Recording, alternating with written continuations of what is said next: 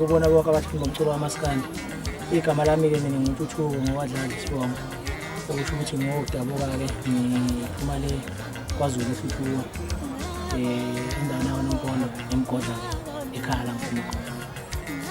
Bafowethu ngilethulela naye i-album yokucwebe. Niyazi nani ukuthi makushaya izikhathi kaDisemba kuye kube khona i-album yokucwebe ephumayo.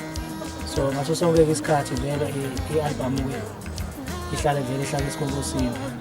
So engakusho ukuthi ngomhla ka-25 kuyo lenyanga wonke umuntu mhlawumbe ofisa ukuthi ayijabulise ngayo le album kula maholiday engaphuthuma esitolo somculo eseduze naye akwazi ukuthi ayijabulele le album.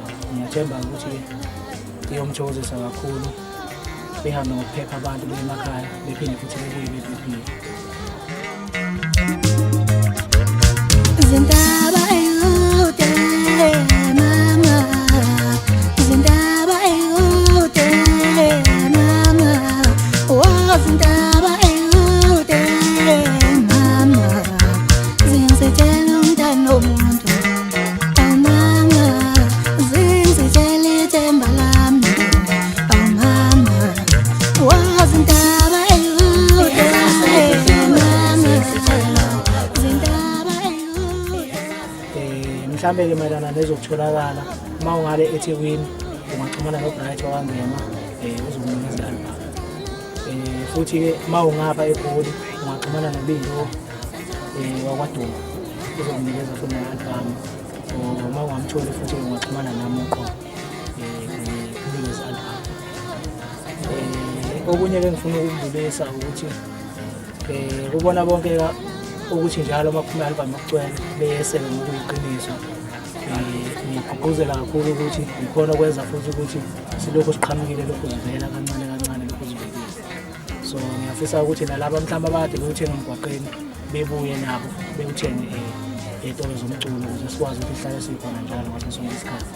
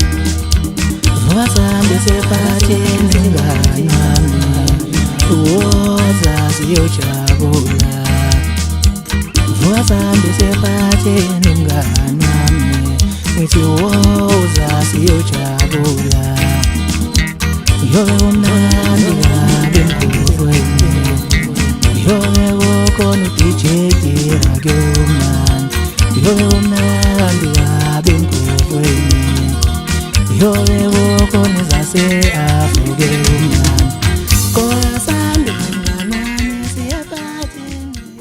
ngiyabonga kakhulu imininingwane eminingi izotholakala ngala ekugcineni ngiyabonga Nganami siyaphatheni yobe kukhona umabhene